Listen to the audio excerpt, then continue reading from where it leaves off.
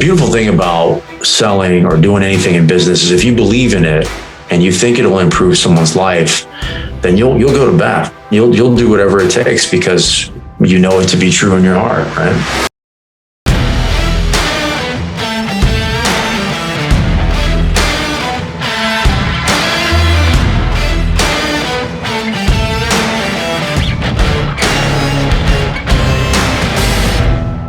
What's shaking? Welcome back to All In. I'm your host, Rick Jordan, and I'm pumped today to talk to someone who is a master trainer and entrepreneur. Now, what is he training? Of course, he's a trainer. You know, he wants to see you fit, wants to see you healthy. And this dude talks about mastery, growth, and success because he's an entrepreneur and owner of Anytime Fitness. Kawan, welcome to the show. Rick, thanks for having me on. Wow, what an intro. I got to live up to that. And everybody who's listening today, please, if you love the content that Kawan's bringing today, please share this with 3 of your friends. And that's how we grow and that's how we help more people. Right, Kawan?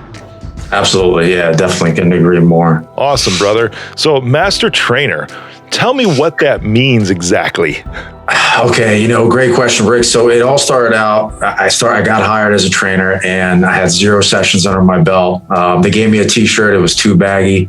And they gave me a t-shirt that said master on it or something. Yeah. You know what? That's what actually drove me to get it. Right. So they gave me a t-shirt that said personal trainer on the back. And I saw these guys walking around and it said master trainer on the back of their shirts. I said, man, how do I get that? Right.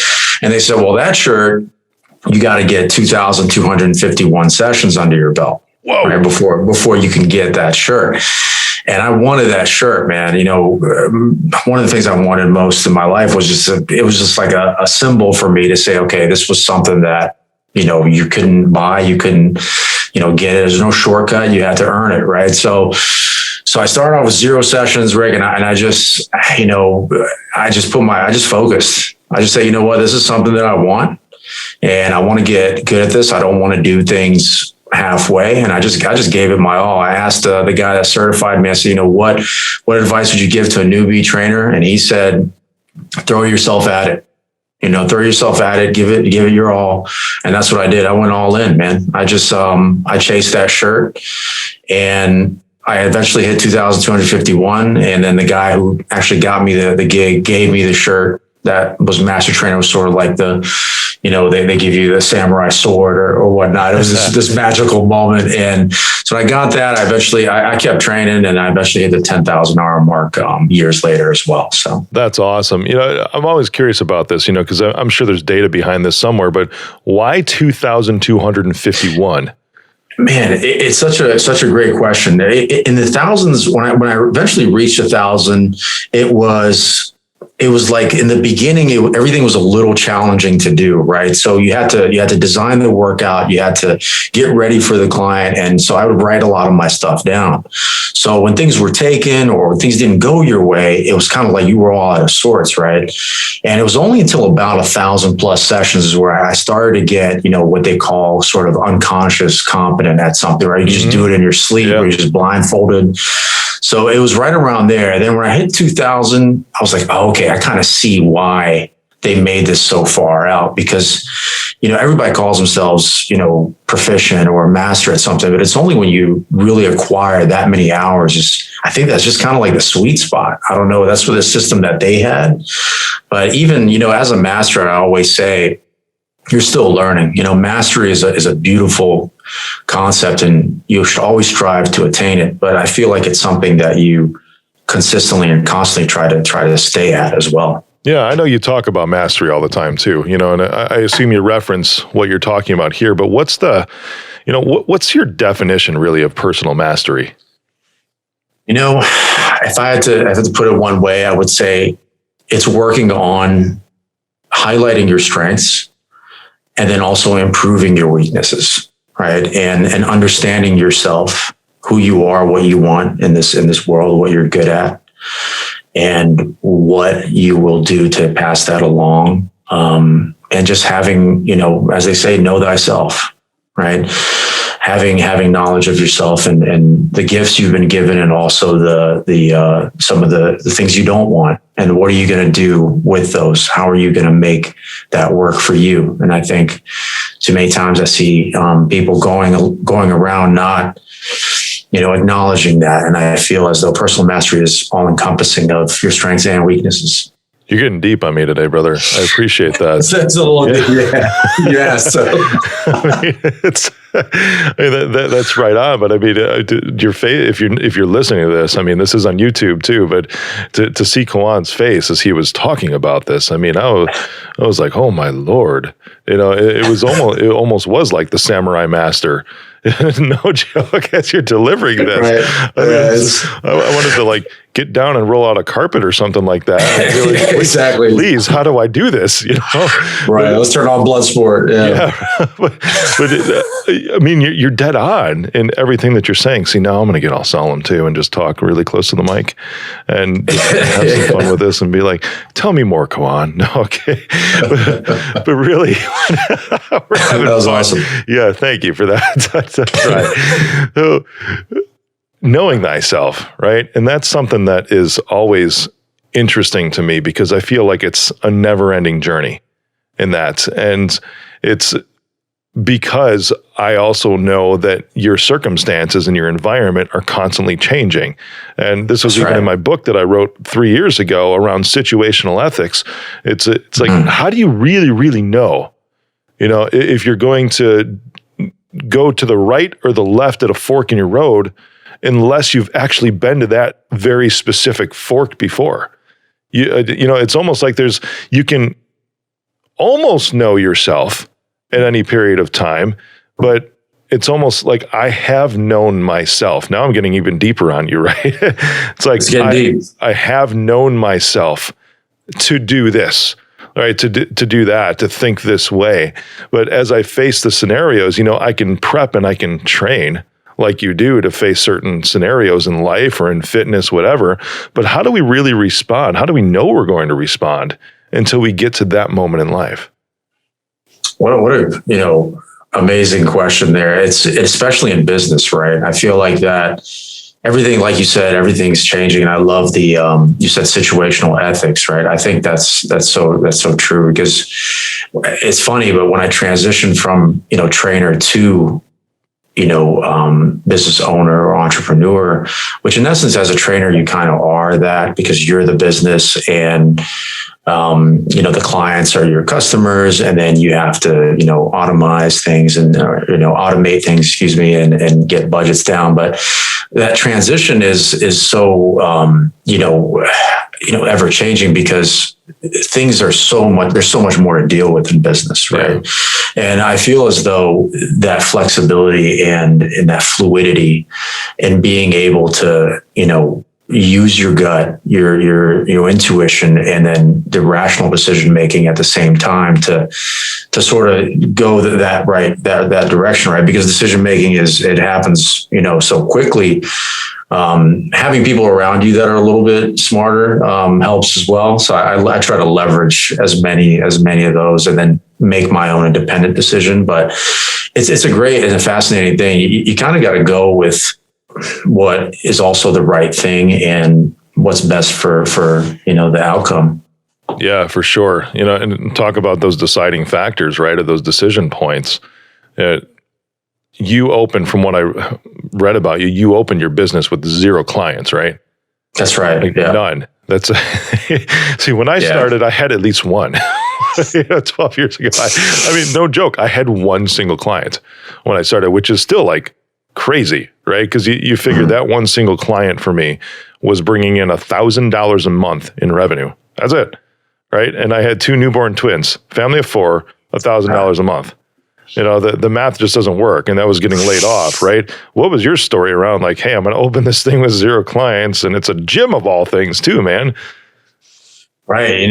Great question. So going back, so I met my business partners who, I owe a lot of my credit to. They were kind of the ones that just push me continuously till this day and just take on so much. I wouldn't be anywhere without mentors and partners in my life, honestly. So, we moved down to San Diego. We're all from LA, and opening up, first of all, it rained for 2 weeks in San Diego. So I don't know why, but that's just what happened. And it was like, wow. Rain in San Diego. Yeah, exactly. It was 2 weeks straight, man.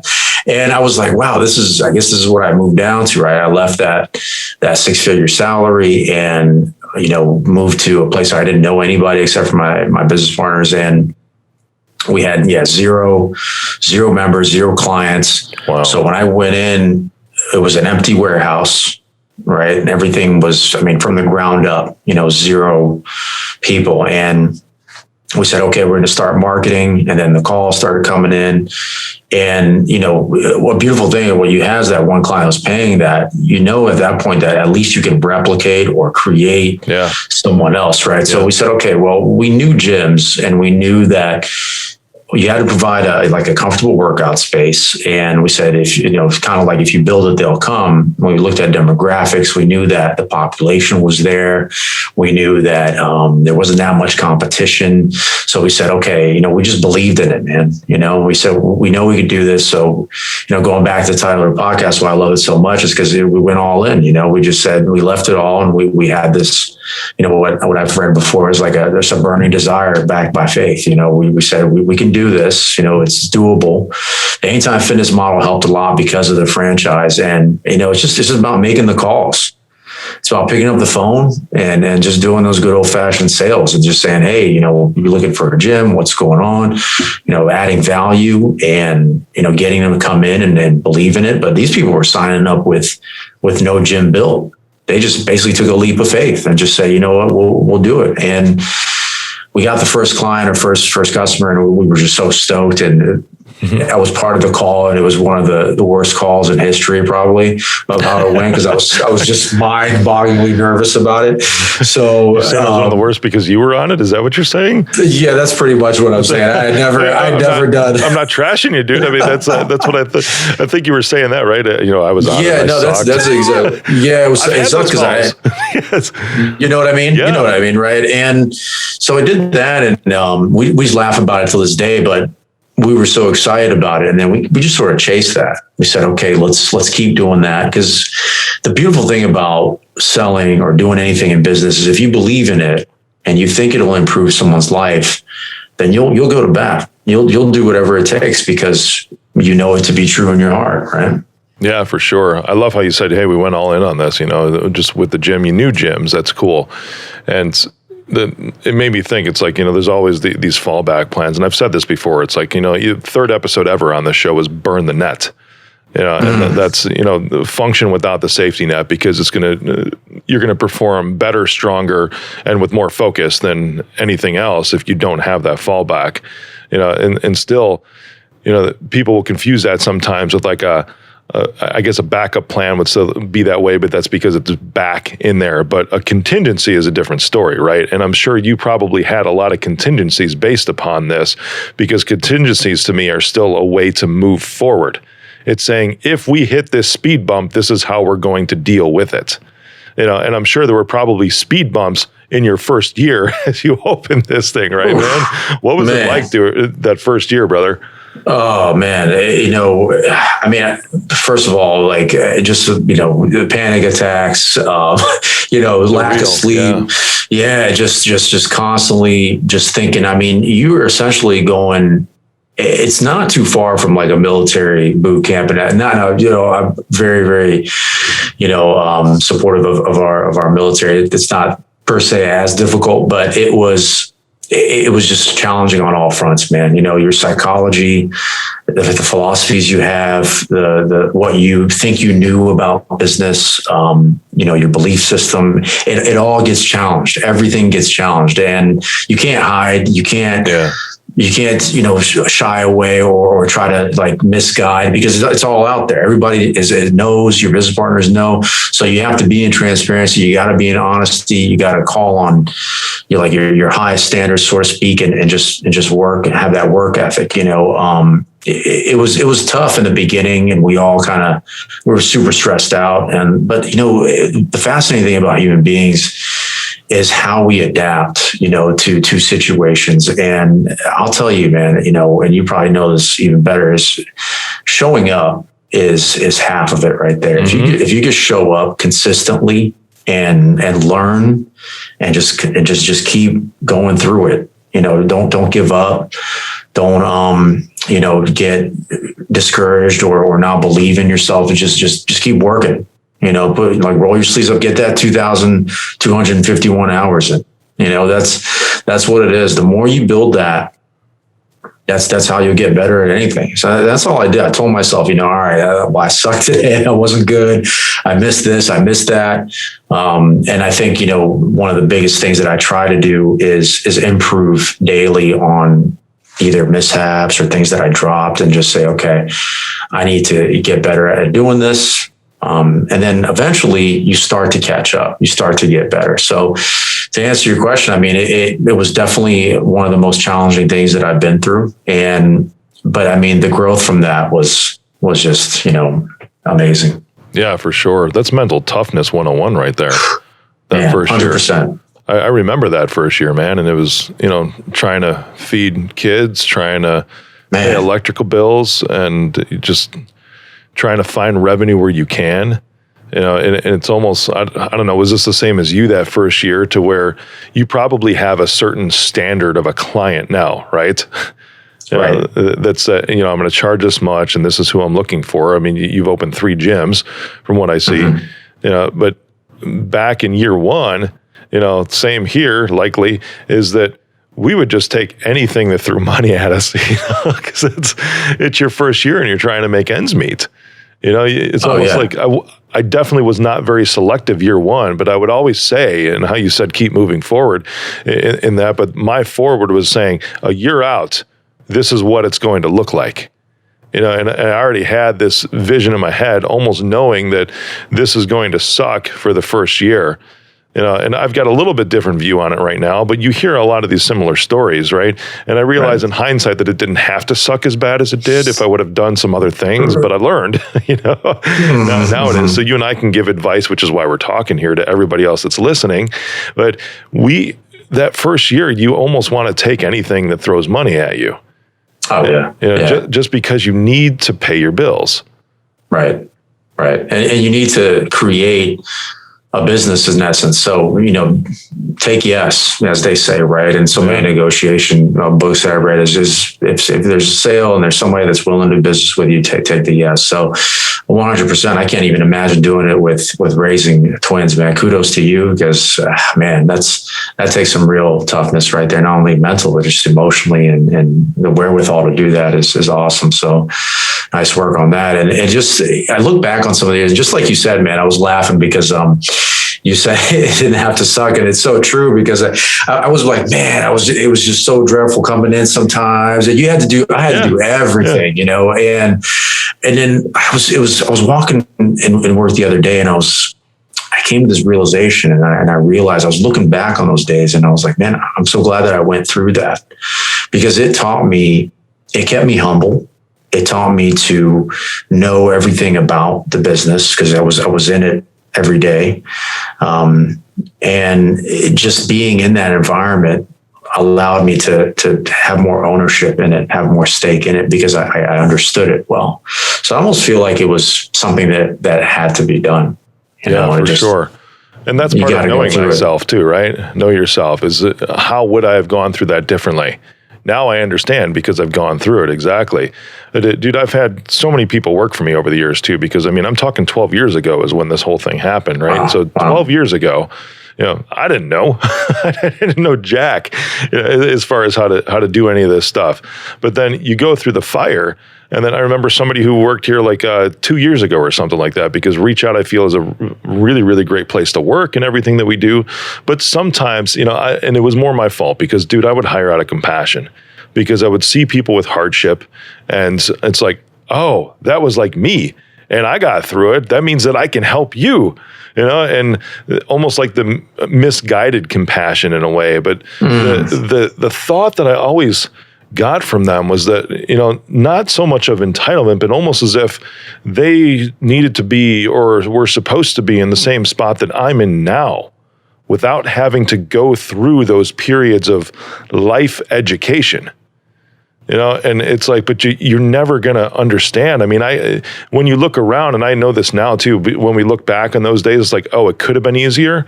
It could have been easier if I knew that I had the right mentors in place, right? Because you had your partners, right?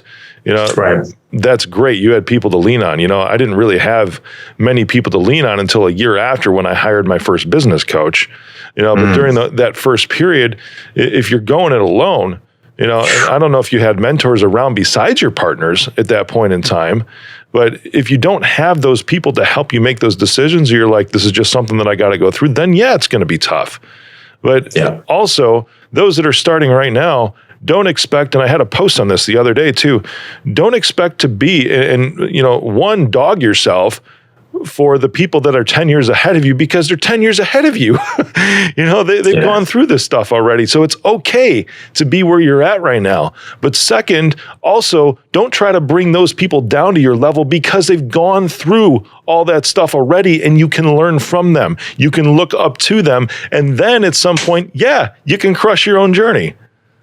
That's so true, man. And first of all, going back, it's having the right mentors in place is key, right? And I feel like nowadays, too many people don't take advantage of that. They don't approach people that have done kind of what they want to do. And I always took on that role of student. I never, and until this day, I don't think I know, what it is, everything that needs to be known, and nor do I want to be that guy, because that's when you get in trouble, So having mentors, having people that have done it is key. And what you said is so true. You don't want to compare yourself to somebody that's their own journey, and that's what they've gone through or went through.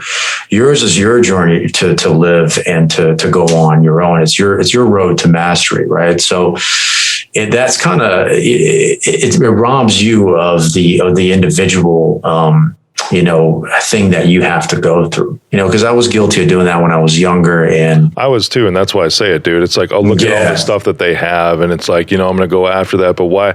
And then you start to think, if you can actually pull yourself out of yourself for a moment, like pull yourself out of your own ass, really is what it is. That's exactly it. Well, why do they have all this stuff? Because it's like, I've got an Aston Martin today, but this is material, sure. But I drove a Saturn 12 years ago, right. like the lowest of the low of the GM vehicles is what I was driving, because it's all I could literally afford. The car was $18,000 new, but that's what it was. And that's how I helped building things, but your mentors, bro, what was one of the biggest key things that you learned during that first year from some of your mentors that you had around? In the business side? Yeah, business or life, man. Because I mean, for me, it's all together. So 100%, growing up, I was very fortunate to have, people that took an interest in me. And that's pretty cool, isn't it? It really is. Yeah. When I look back, I really have them to thank, because it just really takes somebody to just, kind of just care about you and just say, I want to explore this a little bit with this person. They didn't have to, but they did. And so growing up, I had that, and he helped me kind of find the voice of kind of finding my identity, believe it or not, through acting is what I wanted to do essentially in the beginning. And that allowed me to search within myself to kind of see, because I was directionless growing up. I didn't know, much. And I was, teachers and everyone, I didn't do good in school, and people were like, what's this guy? He's just a rebel, and he's not really going to amount to much, and so it just really takes you as the person to answer the question that those mentors are asking of you, right? Or that the universe or life or whatever it is you believe in asks of you. And for me, it was just about answering that. Some of my first mentors said, "You ever thought about acting?" And no one had ever really taken an interest in me like that before. So I was shocked that somebody even thought I could do that. So I said, "No, what's acting? How do you do that?" So I looked into that. I eventually moved to, Los Angeles, where I met my other mentor in Virginia. Then he knocked on my door literally one day and said, "Hey man, you want to go for a run?" And I said, a run, I was smoking a pack a day at the time. And I was like, I don't want to go on a run ever. And so he pushed me. He's just unrelenting, Rick. Right. And I look back and I said, man, that guy, he really pushed that envelope or, that message there. So I answered that. Right.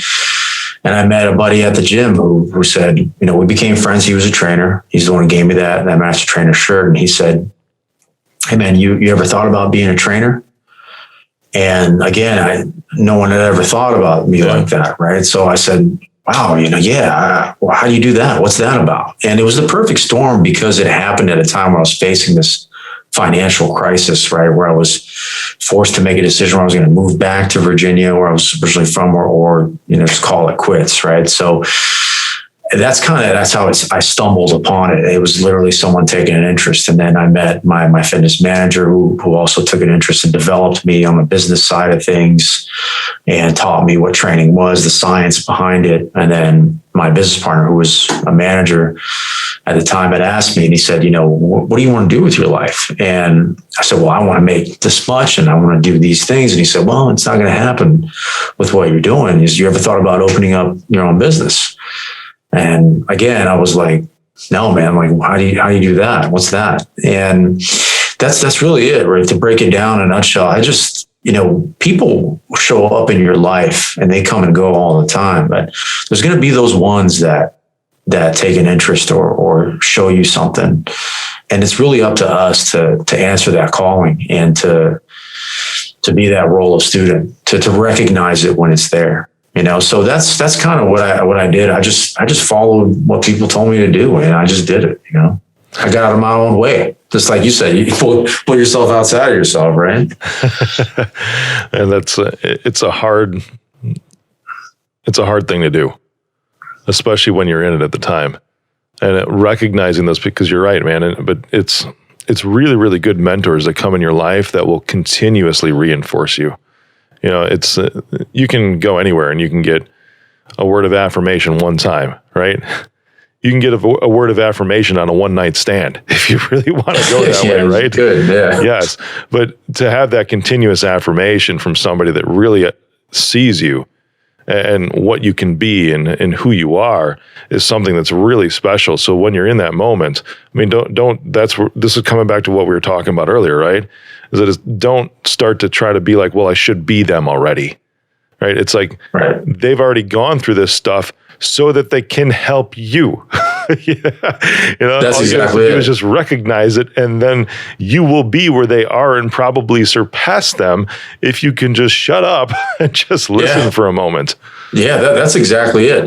Just not, that's it. It's just shutting up, using, just listening, just listen to people that have done or doing what you want to do. And that's exactly right. Just listen to them and just implement what they tell you to do. Don't try to derail or go and do your own thing or challenge it. You can ask questions and challenge these if you don't think that there's something right there. But, in essence, it is taking on that role, right? So, even in business, I don't always talk to, I was fortunate to have my mom that ran her own business. So I'd call her and be like, hey, this is going on or this is happening.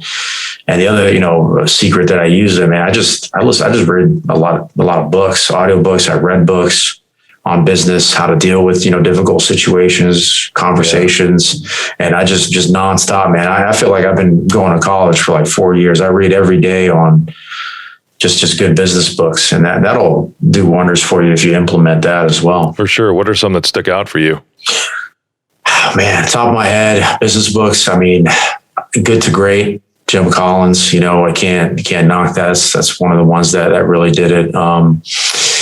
There's been so many that I've read over time. I feel like Tim Ferriss. I've been on a Tim Ferriss kick recently. Tribe of Mentors, Tools of Titans was great. They're just books that give you different perspectives. Yeah, which I think is key in business, because, man, you're going to be stuck if you only see things one way. And that's why it's so important to have those mentors that say, hey, no, look at this. This is kind of what's happening here. And you're like, oh, okay. It's not what I thought. It's not my ego taking over where I'm rigid in this. Right. And that's that's kind of what a lot of people have. They get to this place where they're not trying to learn anymore. They're not trying to be that sponge. Like when did that stop? Like if you're trying to be this successful person and this person's done it, just like you said, first of all, don't compare because you haven't put in the work.